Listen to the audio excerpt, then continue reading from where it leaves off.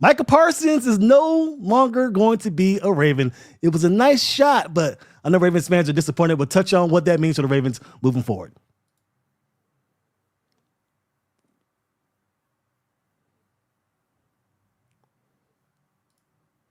And for the Ravens, there's a lot going into this season. You got the roster set, the practice squad set, and of course, we're going to talk about the roster all coming up on Locked On Ravens. As we're looking in the rearview mirror, let's look forward to what the roster looks like as they get ready for. Rise and shine, it's the Ravens Squad, sponsored by Gametime. Everything Baltimore Ravens every week. Covering all the big hits and game-changing plays from the heart of Charm City. The way only the Locked On Podcast Network can. Flock together and squad up. The Ravens Squad Show starts now. What is going on, Ravens flock? Welcome to another episode of the Ravens Squad Show. I am here live, joined as always with Kevin Oestreicher and Kaji Ismail, who is now frozen, but that's okay. If you're watching live, he'll get back on in a little bit. Today's episode is brought to you by Prize Picks. Download the Prize Picks app today and use code LOCKEDONNFL to get $50 in your lineups after you play your first $5 lineup. This is a great day for me because the Micah Parsons saga is officially over. Thank goodness, no more talking about it. We got some Ravens football to touch on in this episode. We'll touch on the Micah Parsons a little bit later. We'll touch on what that means for Ravens fans as far as the roster makeup. We'll also touch on our bold predictions for the Ravens, both on offense and defense. Hopefully, Kaji will get back here in a little bit. But Kevin, let's start with the bold predictions for the offense. There's a lot of drama. Not drama. There's a lot of talk about the defense because the defense looks super powered almost. But not much has been said about the offense because it's just, how much more can you get better than perfect? But we'll try anyway to push ahead and see what they do. Kevin, any bold predictions for the offense this year? That might have been the most fun intro we've ever had here on not even just for the squad show, but for Locked On Ravens. I thought Q was complaining about what I was saying. He's like, oh man, what are you saying? So that, we love, that's the live component, which I love about it. But you know what? We're going to do some bold predictions here. And for the offensive side of the ball, like you said, there are a few that I think we could go with. I'm going to go with one that maybe not a lot of people are talking about. I'm going to say the Ravens have two 1,000-yard wide receivers this year. Obviously, we know that Zay was able to hit that mark last year with 1,059. Obviously, second was Rashod Bateman at 756. I think Bateman and Flowers combined for 1,000 yards, or combined for 2,000, but obviously each have 1,000 yards on the season. And now we have our former receiver back with us. So Q, what do you think? I'm saying the Ravens are going to have two 1,000-yard wide receivers. Is that in the realm for them this year? This is the third year of Todd Monken's offense, and I think every year we've seen there be a new facet to it. Last year we saw the facet of the 2,000-yard running back and just an overall emphasis on explosive runs. I think this is a great opportunity from what we saw at training camp for Rashod Bateman to join that 1,000-yard club. Yes, have an opportunity to have literally when you look at Zay Flowers and how he goes about his business with the run after catch, easily in the realm of possibilities to have two 1,000-yard receivers. Yeah, I would love to see it. I mean, it'll be a big that means Lamar Jackson's having a better year than last year, which would be great. Q, what about you? Any bold predictions for the offense this year? So my bold prediction is that the offense, when it comes to rankings, is going to be the number one ranked offense in points scored.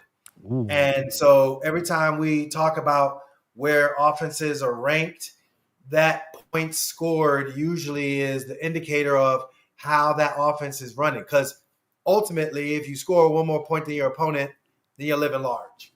And we know last year that the Bengals, they had a high-flying, high-scoring offense. But the Ravens, of course, did their thing. So we ain't worried about them and what they can or they think they can do. But I'm just going to say this, my bold prediction, the Ravens get it done when it comes to I don't know, scoring 32.4 points a game. I'd love that. I mean, they have the firepower to do it. I mean, especially this season, I think they upgraded their wide receiver 3 spot from Nelson Aguilar to DeAndre Hopkins. And obviously, you're returning a lot of your guys too, which I think is a really big thing. I mean, we've seen some turnover over the last couple of years, more so on defense, I guess, than on offense. But even so, just another year. It's year 3 of Todd Monken's system. Yeah. So I think that to me is really important in terms of the continuity and the things that they can build upon here in 2025. I mean, with Lamar, Derrick Henry, Zay Flowers, Rashod Bateman, Isaiah Likely, Mark Andrews, and even on that offensive line, which I know people might not be feeling too good about the offensive line right now in some regards. Yeah, I think that if Baltimore can be in that range and really dominate the league this season, it puts them really in a good spot to make a run in the playoffs. It would be here's such another a crazy thing too. Just real quick, one crazy thing too is because Isaiah is going to be out.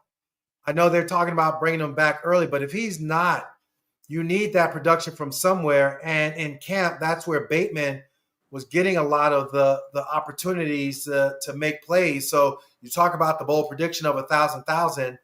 Like, where's it going to come from? It's going to come from the production that would have been where Isaiah. Now you're going to get it with Rashod Bateman. That's awesome. I agree with you completely. Were you 2 wide receivers or 2 pass catchers, Kevin? Were it Zay and Bateman, or was it someone else? Yeah, Zay and Bateman for my 1,000.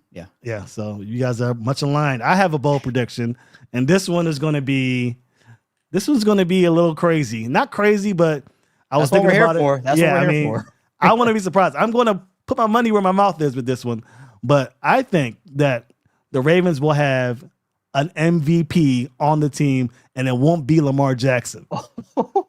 I think it's going to be Derrick Henry, building upon his first year, having some more, comfortability with this offense, getting a chance to go after that MVP mark that Saquon Barkley almost had. I think he surpasses what Saquon Barkley did in 2024 and becomes the MVP of the league in 2025. That's my bold prediction. Crazy, I know.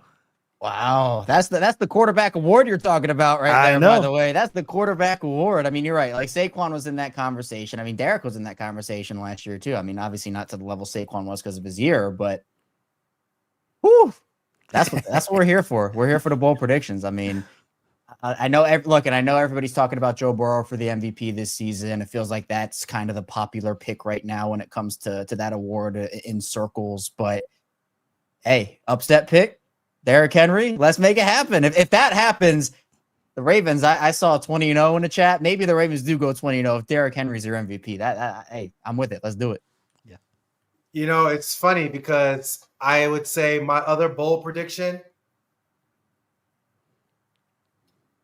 Daniel Falele, first team All-Pro.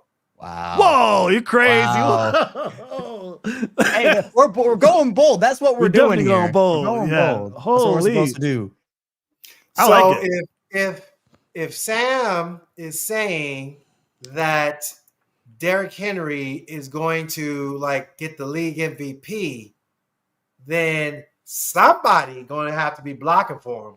That's true. And I think that offensive line will be poised to have 3 guys, maybe 4 on the Pro Bowl, and Daniel Falele, first team All-Pro. Man, now you're putting pressure on me to make another one that's, yeah.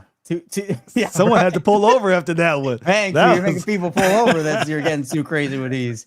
Yeah. Man, now I have to think on the fly here. Yeah. You got really there's the rarity of KO not having a response. You're speechless. You both of you floored me. You absolutely floored me. Wow. Okay, you know what I'm gonna say. I have it.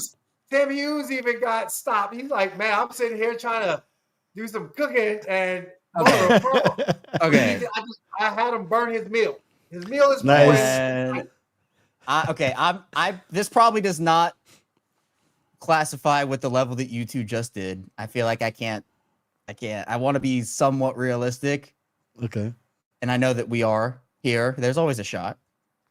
I'm going to say that the Ravens sign 3 players to an extension in season. Ooh, that's three's crazy. Two might happen. Threes, wow. I'm gonna say I think Linderbaum gets one in season. Okay. I think Travis Jones gets one in season. Okay, but that's defense. Oh, okay, fine. I'm fine. But you know what? I'm sticking with it. Lamar, likely, and Linderbaum. Those three get extensions in season. Oh, that might happen. Okay, all right. Now the bold part of it is Lamar. The bold part of it is Lamar because Lamar generally, and we saw this with the last one. And I'm not saying that it's bold that Lamar's like getting an extension. He will, but in season we saw that deadline was pretty clearly during his first situation. They didn't want to do any of that during the season. Linderbaum also was kind of said that as well. At least, we can kind of infer. So the boldness of it is not that like those guys are going to get signed, but that they get done during the year when you can classify it sometimes as a distraction. Sometimes those things can be distractions during the season and those talks and negotiations. But, I just remember the discourse around Lamar during his thing the first time, and it was like and it's not the same situation because he's still under contract this time after this season, but after every game it was like, oh, Lamar just threw 5 touchdowns, price is going up, or he had a bad game. It's like, oh, that's not helping. And that's some of the distraction that comes with it. But yeah, I don't think I can top a Derrick Henry MVP or a Daniel Falele first team all pro. I think I got to concede to you guys on that one. I think you guys got me beat on that. The other boldness of you saying Isaiah with his injury, like that's so out of the EDC playbook. Like that that would be so new because he's gonna be like using that as leverage for him to play well. So that means that if he got an extension, that he must have played out of his mind, and he had no choice but to extend him. Boy, that's bold. Yeah. I also maybe could have said the Ravens extend Mark Andrews and Isaiah Likely in season. Oh, you're crazy. I'm not saying that one though, but I'm gonna stick with my 3. Although I have a feeling that won't probably happen. But that's why we're going bold here because there's maybe a shot. I would say that a non-bold prediction is at least one guy gets an extension in season. I think so too. At least one guy. I think that's not too far out of the realm. Let's talk about this comment from Rod Wave because Rod's not the only one that I've seen say this, and he believes that Tyler Linderbaum will not be signed. And some of this might have to do with the fact that he's going to get a decent contract, and some of it may deal with the fact that center's not really a position of need, and some of it may deal with the resurgence of Corey Bullock, who the Ravens just, the second, year guy. What are your thoughts on Tyler Linderbaum potentially not being brought back this year or after the season? Can I just speed bump over that? Because Tim just like, oh my God, he had the boldest prediction ever known to man. Oh, you can't say this around Q. You cannot say this around Q. Tim, we're gonna say this is the next segment, but man, put it this way. I'm gonna answer the Tyler Linderbaum thing. Tim, we're gonna come back to you on this one. 1,000%. So Tyler, I think is interesting because I felt like when Eric DeCosta was speaking to the media and he was saying about there are going to be some players that are going to be gone. Like, I don't know if they value like the offensive line the way we think they should. Because if that was the case, I think Zeitler would still be on the team. As opposed to even Patrick McCary, I think he would have still been on the team. And some of these other guys, I just don't think they would have been on the team. But it's interesting because he talked about some big-time players that were gone. So it's almost like he's setting the table up for them, meaning Tyler Linderbaum, to not be back with the team. Possibly Mark Andrews not being back or Isaiah not being back. Like, you know what I'm saying? He set it up that way. That's why I don't think you're too far off. And I believe, from a bigger picture standpoint, Tyler could be gone. I can see that. I feel like, I would bring Tyler back I mean, I would try to. Obviously, in a perfect world, the Ravens would bring everybody back, but it's not going to happen.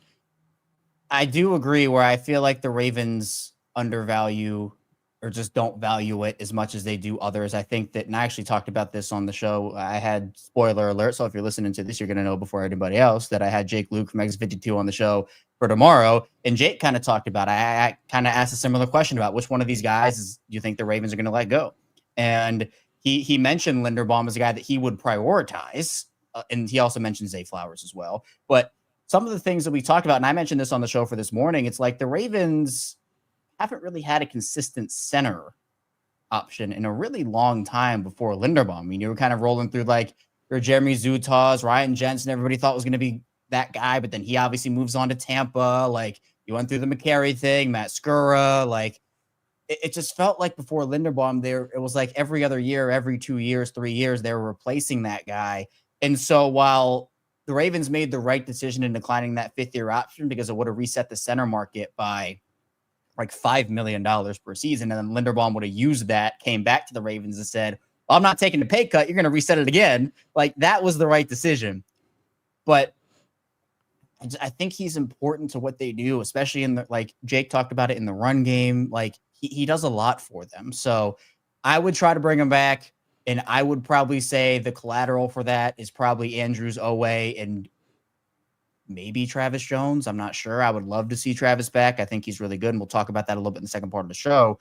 But I think Linderbaum's too important to let go. But clearly, the Ravens in their history of the interior, maybe they feel like they can just draft another guy in the 2nd or 3rd round next year and be okay. That would be crazy. I know the Ravens traded their 1st-round pick.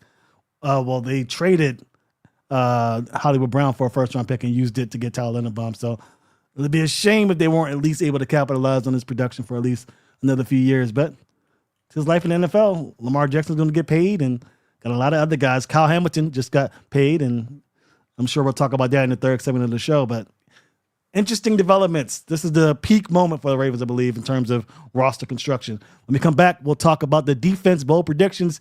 If you thought the bold predictions for the offense were hot, you may want to stick around for the defensive portion because we got some doozies for you, I believe. Coming up next here on the Ravens Squad Show.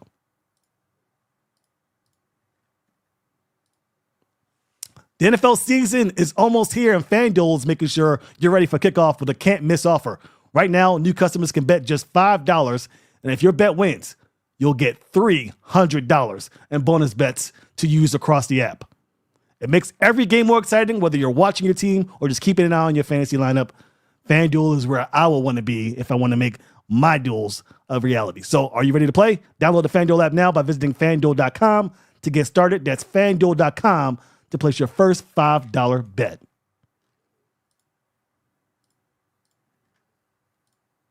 We are back here in the Ravens Squad Show. Again, we are available twice a week. And Monday through Friday, you can catch Locked On Ravens podcast with Kevin Oestreicher to get all of your Ravens news as we get ever so close to the start of the regular season. We're just a little over a week away, so very exciting for that. We talked bold predictions on the offense. Let's get to the defense. We already had some comments on our live stream about certain topics, but Kevin, I'll start with you. Give me a bold prediction for this Ravens defense. Oh man, see now I feel like there's a standard that's been set, and we have to go like see my initial one was kind of like we're soft launching into this thing, and then we'll gradually and then we're like, all right, Derrick Henry MVP, all right, we're going Daniel Falele first team All-Pro. So now I have to really step up to the plate here. It feels like, oh man,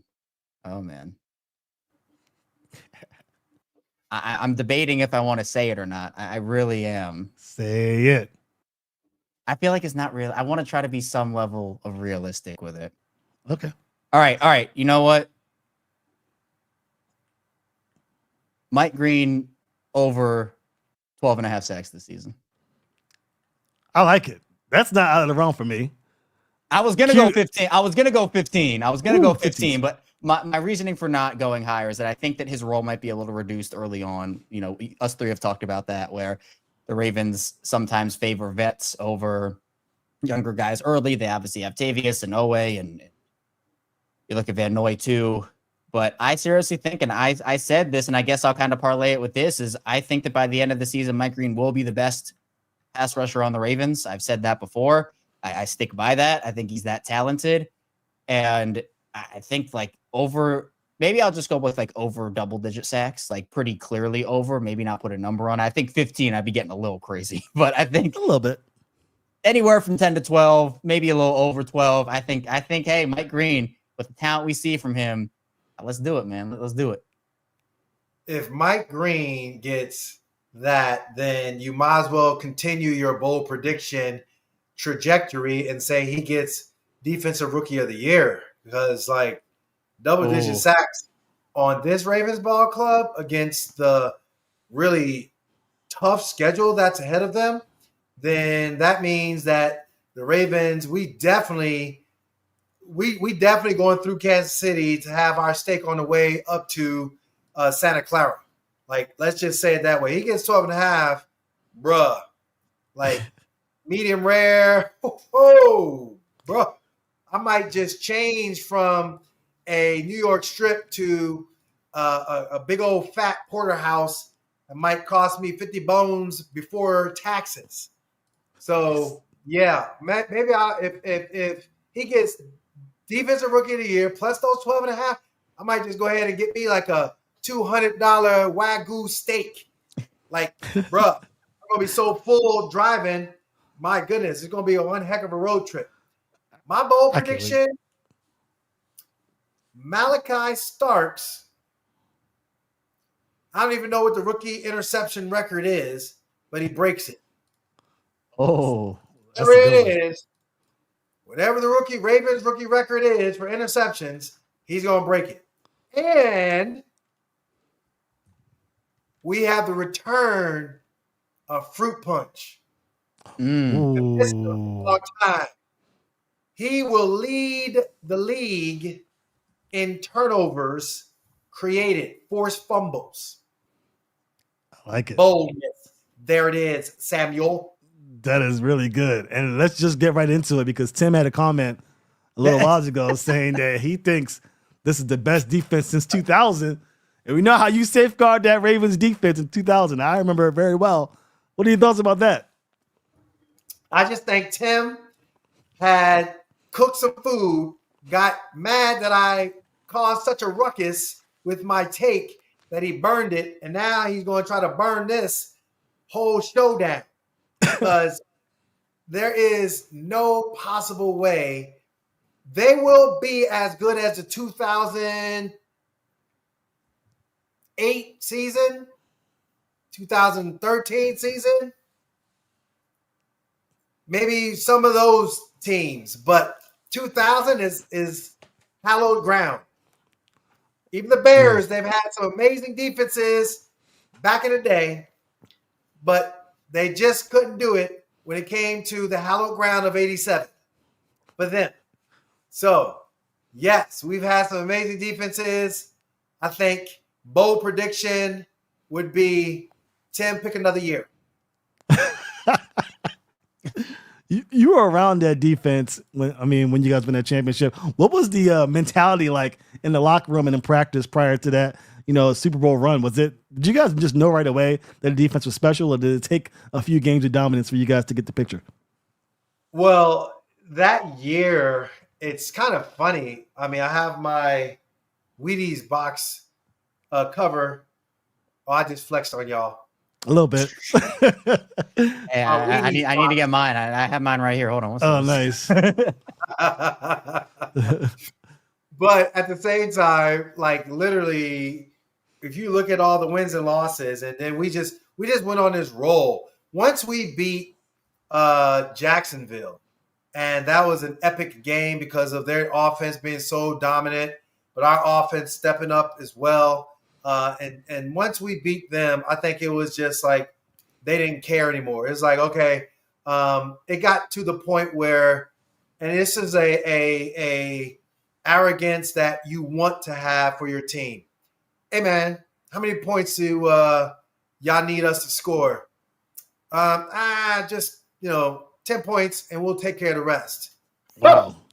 Like, bruh, I mean, there was – people don't recognize or realize they had a murderer's row of running backs in the AFC North. A young, healthy Fred Taylor, Jerome Bettis, Corey Dillon, like just naming the three. I forget who Eddie was George? the Browns guy. Oh, yeah. But my God, man, I mean, we had Eddie George you're going up against. Like, that's a murderer's row, a combined 16-game schedule. No one rushed over 100 yards. Not a single collective was able to get over 1,000 yards rushing. Wow. Tim, you got some big shoes for you to fill up this year, brother. In Just Tim's saying. defense, he said that he meant since 2000, not as good as 2000, but Oh, as good okay. as All right. That since changes 2000. things, though. That changes things. That changes I got you things. back, Tim. Yeah, I mean, yeah, that was crazy. I'm down with that. I'm down with it. I'm down with it. You know why? Because so the standard is the standard. Yeah, I said it, Mike Tomlin, but whatever. It's a great quote. It is a great quote. Standard is the standard. And by saying that, like Marlon Humphrey is not shying away from saying that they want to emulate their defense similar to what that 2000 team was like. And I'm here for it. Like, if you can do that, my God, man, take all that. Who is it? Josh Allen, Patrick Mahomes, what's our guy out in LA for the Chargers? Herbert. Herbert. Justin Who's Herbert. our guy for the Rams? We're going to be facing Stafford. him. Stafford. Derrick Goff for the Lions, we're going to be facing. We got to go down to Miami, and hopefully Tua is going to be healthy. You got a murderer's row of guys. You're going to be facing Aaron Rodgers. You know, people can clown him on the outside all you want, but we still got to face Aaron Rodgers.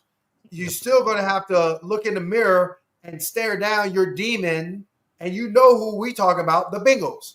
That's your demon. Like, let's just be real. You haven't stopped them. Jamar Chase should give everybody nightmares.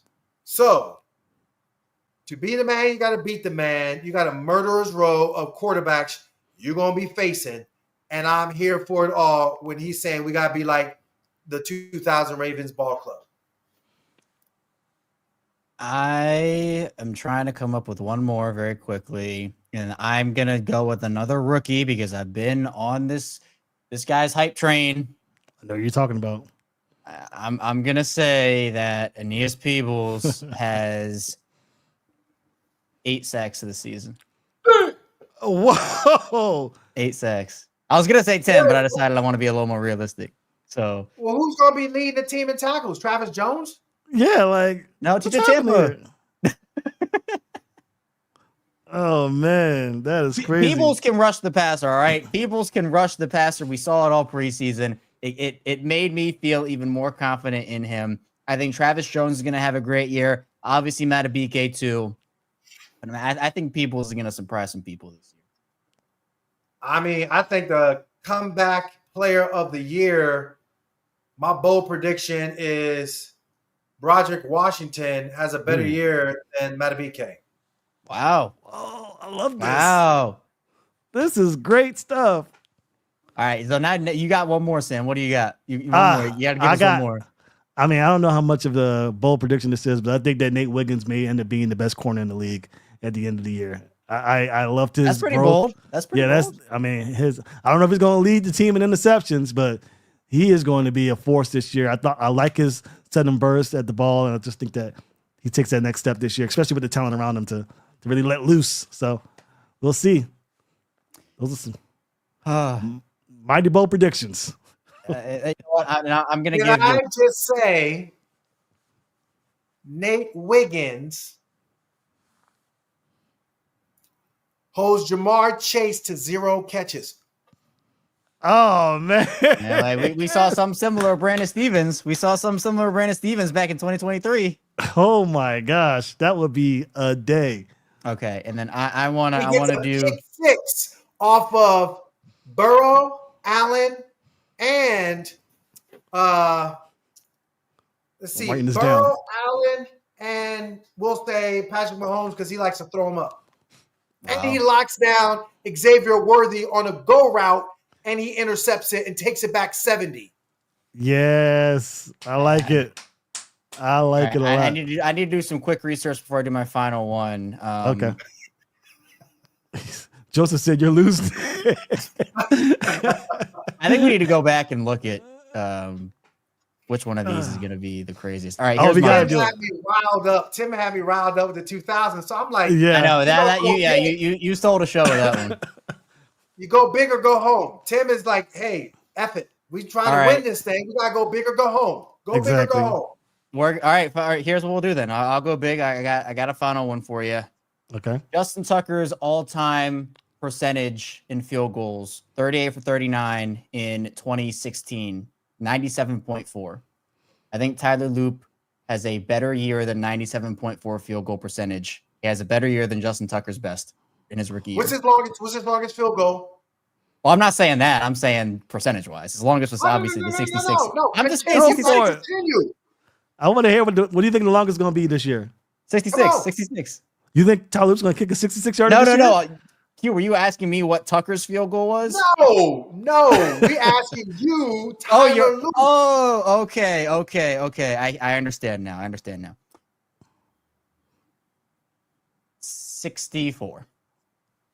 That's really good. Against who win? Oh, he wants the deets. I'm going to go against, you know what?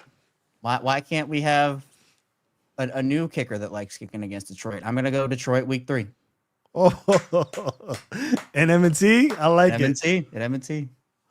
I'm going to say I see you and raise you 50 cents. Lake Erie and Three Rivers. Tyler Loop takes 2 game-winning kicks. The Lake Erie one, a 51-yarder.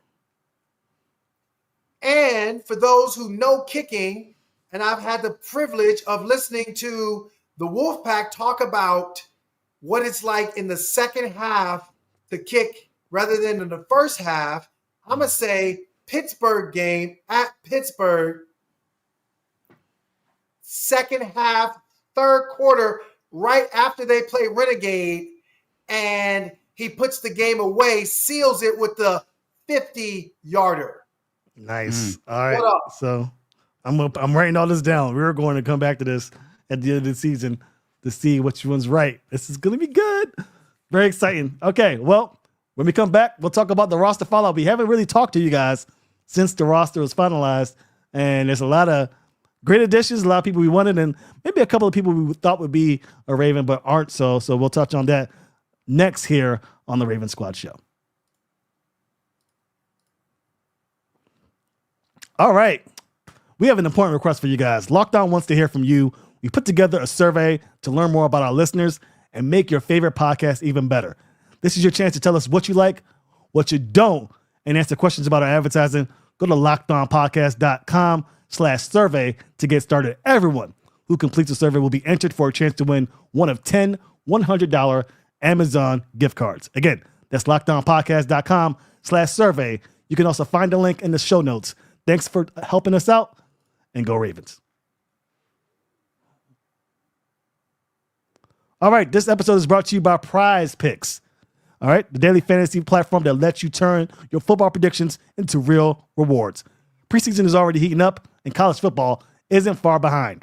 Whether you got your eye on big game quarterbacks or breakout running backs, Prize Picks makes it easy to get in the game. For this weekend, Prize Picks is offering major max discounts. Avery Johnson max discount Saturday, August 23rd, which already passed, and Dak Prescott max discount Thursday, September 4th, 5:20 p.m. versus Philadelphia, 0.5 passing yards. The flex play option is a total game changer. Even when one of your picks misses, you still doubled your money. Download the Prize Picks app today and use code LOCKEDONNFL to get $50 in lineups after you play your first $5 lineup. That's code LOCKEDONNFL to get $50 in lineups after your first $5 play. Prize Picks. Run your game.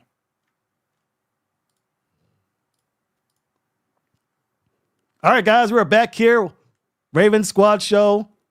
It is Thursday. We'll be back on Monday again for your viewing pleasure, 7:30 p.m. Eastern Time. Also, Locked On Ravens podcast with Kevin Oestreicher every day, Monday through Friday, maybe even the weekends, depending on big news like the one we're going to talk about at the end of this show. But today we are talking about bowl predictions and the roster fallout. The 53-man roster is complete. We know who's on the team. We know who's on the practice squad. Kevin, what are some of your big surprises from this roster makeup this year? Yeah, honestly, there weren't really too many. I had 52 of 53. I know, Sam, you and I talked about after the roster came out, 15 billion hours after the 4 p.m. deadline. But, for me, the only big one was Lamar Davis not making it. He obviously has since been claimed by the Titans. He'll play there this season. I don't think anybody necessarily expected him to be available for the Ravens to put on their practice squad. I think everybody thought he was going to get claimed. And the reason it was a surprise to me, and not for the reason of like, oh, he's had injuries, his career hasn't taken off the way everybody thought, but it was because I thought he played well in the preseason. I thought he did enough to keep a spot. I thought particularly in weeks 1 and in week 3, like both those weeks, I thought he had splash plays. I thought he was sticky in coverage. And that's been the thing with JAD. Like he's shown it when he's been healthy. The issue is he just hasn't been healthy. And so it was a little disappointing because I think, and Sam, you and I talked about this, it's like, you build up who this guy is coming out of the draft. He doesn't end up reaching that potential. And then you're like, okay, when he comes back, he's going to be good. And then he gets injured again. And then he finally shows you what you want to see. And you're like, okay, finally, this is what we've been waiting for. And then, nope, he's gone. Not a shot to see if he could put it together for a full season. Obviously, Jaire coming in complicated things. And Keon Martin and Ruben Lowry both deserved roster spots, in my opinion. I'm glad the Ravens kept those 3 undrafted free agents. They all earned spots. But I expected those guys to make the roster off of their play. I just thought that, to me, it would have been a Jenkins or a Jabo that didn't make it, as opposed to a Lamar Davis. And Sam, you called it, 7 corners and 5 inside linebackers. One of those is going to have to give. And obviously for the Ravens, it was the corner position. I am cracking up at the comments. We should do bowl predictions every week. Our bowl predictions. We got to do this every week now. Lamar Jackson, 500 yards. Yes, the Bills. Hey, man, it is one of those scenarios where we know it's a now type scenario. And the only way we're going to get now type scenario where we literally going to road trip out to the doggone Super Bowl, and we got to say these bold predictions then. So hopefully Tyler Luke will come through and do his thing. But I thought, from a roster building standpoint, just to echo what, KO is saying, it's Lamar Davis. When you look at now, and as much as EDC is talking about the future, I am hoping that a bold prediction from our last segment that'll bleed into this segment is that these young players put forth such a great resume special teams wise that they have the number 1 special teams unit in a NFL.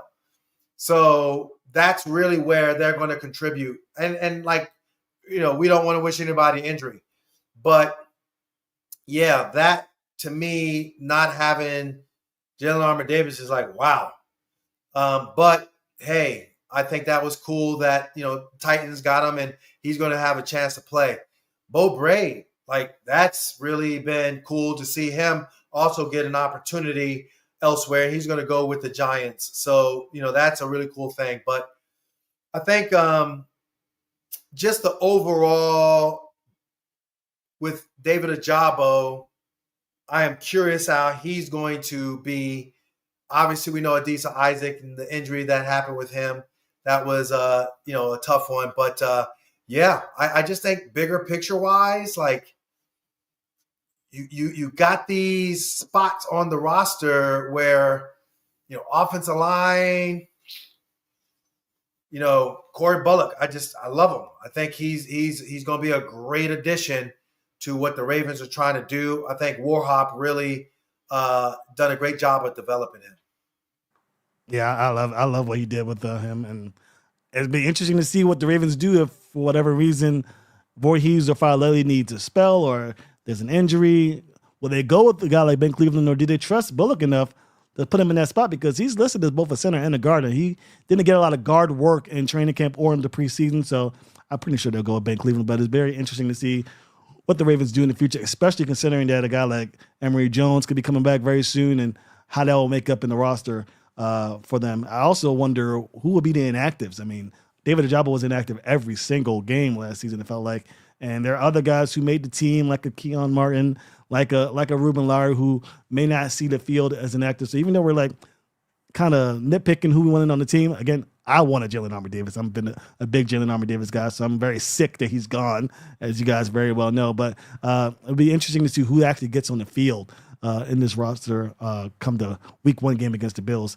Q, any other surprising notes you have, or any other notes you have regarding this roster? Yeah, I think from a running back aspect of things, it was interesting how EDC really felt like getting more depth to that position was vitally important. And I get it. Certainly you don't want to shortchange your position. A little bit disappointed, Devin Leary, not necessarily that he didn't make the 53, but he did make the practice squad. I thought, from a development standpoint, there's opportunity there to continue his maturation process. But so be it. It is what it is.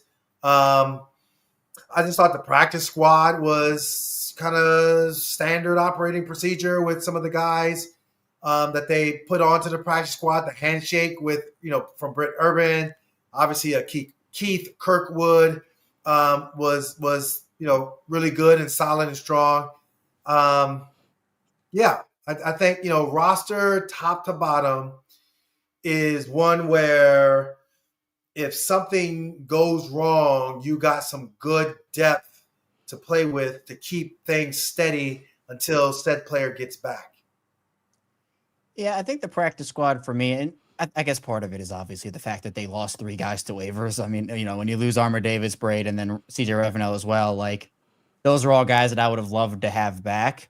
So then when you get into the actual, like what shocked me the most, I would probably say it's the offensive line situation there. They decided, to not keep Garrett Dellinger on their roster. And then obviously he decided to explore new opportunities. And of course, the biggest news of Thursday was the fact that he signed with the Browns practice squad. Nothing else happened in the league on Thursday, right? Nothing else. Nothing else. That we won't get to later on. Nothing else. Nothing crazy. But Dellinger was a guy that I thought could have been like this developmental piece for them. Clearly, they liked him enough to prioritize him, get him in the 7th round. I never thought that 11 draft picks were making the roster. I've been consistent with that. And I know I've talked to both of you guys about that just on the regular show about how, that's a big draft class considering everything. And that wasn't even factoring in the undrafted guys about like, hey, maybe 1 or 2 of those guys. And of course, it ended up being 3 of them. So Darian Dalcour was another one that I thought could have been a nice developmental piece. They decided to go with Lichtenhand and then Henning over those 2. So other than that, I'm glad Okoye made it back. I'm glad Chandler Martin made it back. Obviously, I think they feel confident about their vet wide receivers, Anthony Miller, Keith Kirkwood, Cunningham, like those guys all being there. If we're doing the complete opposite of a bowl prediction, it was that Tyler Huntley was going to come back and be that practice squad quarterback. It felt like the writing was on the wall there. It was going to be one of Leary or Huntley. I felt pretty confident in saying that, and obviously they went with Huntley there.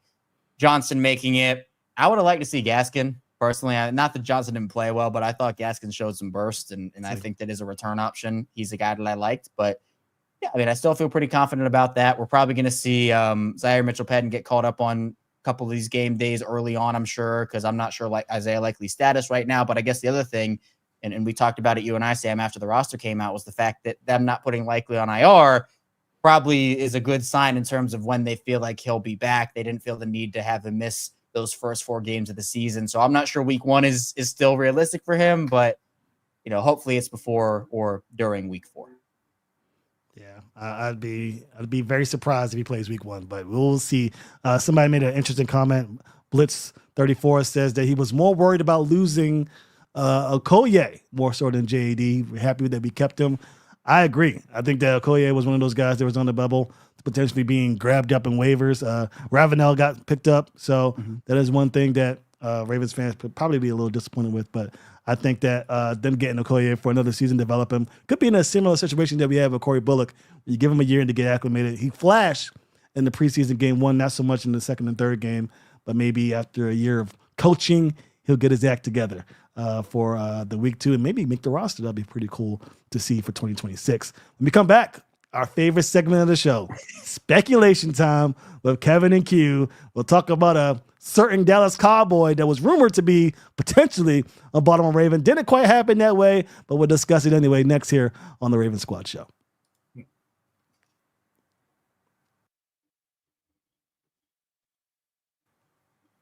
We are back here in the Raven Squad Show. Thank you guys so much for joining us. Make sure you like and subscribe if you're listening here on YouTube and watching. If you're listening wherever you get your podcast, please be sure to leave a comment. Give us 5 stars if you can, and definitely share it with a friend who is also a Ravens fan who may not know about this awesome show we're doing that's going to be going around every week of the season, including the off season. We're back here talking Ravens football. We are nearing the regular season matchup against the Buffalo Bills in Week 1 Sunday Night Football. We'll be touching on a lot more about that next week, but for now, let's talk some speculation, our favorite time. You know, you're a few days away from the first actual practice prepping for the Buffalo Bills. But before that, there was a lot of talk about Micah Parsons becoming the Baltimore Raven. The Ravens were one of the few teams that were actually in the list for a lot of people who are, talking about this that could potentially be a Raven. Obviously, he does get traded to the Green Bay Packers in a conference trade, 2 first-round picks, as well as another player, a defensive tackle. I think it was Kelly or something like that. I can't remember what the exact name was.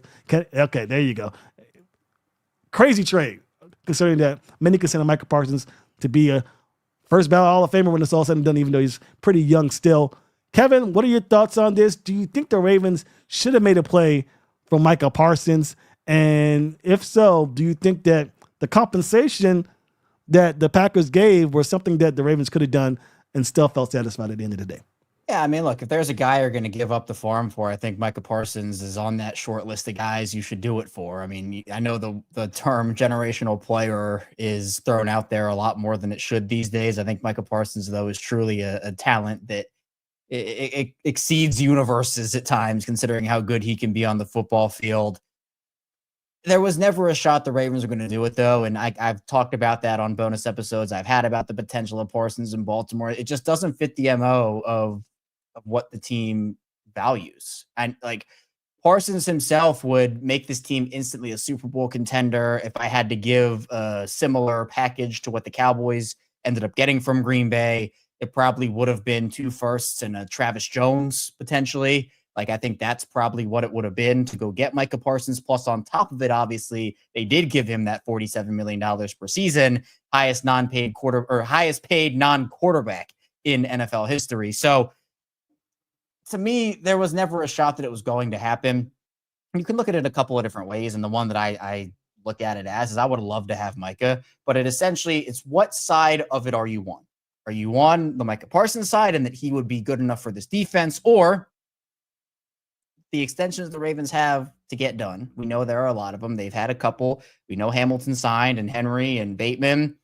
But if you look at that $47 million, that probably means Zay Flowers is gone. That probably means Tyler Linderbaum is gone. That probably means if Travis Jones is in that trade, he's gone. That probably means, and Mark Andrews and Afe, oh wait, there's no shot those guys are coming back. It might mean Marlon Humphrey's gone after this or next year, whenever his contract is up. You probably aren't going to be able to get Jaire back. It's a laundry list of guys. Plus, on top of that, we know that the Ravens love their draft picks, their first rounders. When they traded for Roquan Smith, everyone's like, that's a crazy Ravens trade. They never give up second round picks. And you're asking them to give up 2 first rounders plus a really good player, plus almost $50 million per year in cap space. So it's about 5 or 6 of their players already on the roster, plus 2 affordable starters. Because I think they look at their first rounders, starters. So, you go out there, it's like 7 to 8 potential players that you're not going to be able to re-sign, maybe a little less than that. So while Parsons himself is incredible, it's just not how the Ravens operate. And to me, I know there was a lot of heartbreak within the fan base, and the idea of Parsons, that broke my heart. But it was never really that big to me because I never expected it to happen in the first place. Here's the bold take. If you said to Steve Bisciotti, I will guarantee you a Super Bowl victory, name the team. It could be Philadelphia or the Commanders or whoever. But you'll hoist up another Lombardi if you make this trade and you will miss the playoffs for the next 7 years. Would you do it? But is there still a guarantee that you, not a guarantee, is there still a possibility you win the Super Bowl in those 8 years? If you ain't making the playoffs, how are you going to make it? How are you going to get in the Super Bowl? No. I'm saying if the deal is Super Bowl guarantee, but you miss the playoffs the next 7 seasons, or you get a chance to win a Super Bowl in the next 8 years. Is that what you're saying? No, there ain't no or. Oh, there's no or. Okay. There's no or. There's no or. All right. He's trying to find a way to get in. I was trying to find a way. We ain't trying to do all that. See? Okay. See, just okay. I'm on to you now. I gotta be better. Look, I'm not doing it. Look, Bashadi wants to win now. We know that. Oh yeah, win now. You're right. So that's what I'm saying. Like, give it up. Let's go. So you think the Ravens should have done it, Q? Because I think in the world of David Clowney. Well, hey, now that's the way. See, and that's a good segue to the segment of now. That's your option. Now it's Clowney. Oh. So you could have Jabo for Clowney is now we're back to Micah Parsons. David Clowney, Micah Parsons. Come on. Yeah, the difference is that Clowney would be like a 1-year, $4 million deal, and Parsons is 4 years, $1 bajillion. So $188 million. 5, yeah. That's what I'm saying. Like, you would get that guaranteed, hoist up your third Lombardi, like guaranteed. You're just hoisting it up, or literally you're saying, well, you know what? We got salary cap space for the next couple of years, and we're going to develop these guys, and we'll miss the playoffs. Yeah, I mean, Parsons would have been as close to a guaranteed Super Bowl as you could have gotten. Oh yeah, I would have told people not to suit up. Just stay home. Stay home. Don't waste your time.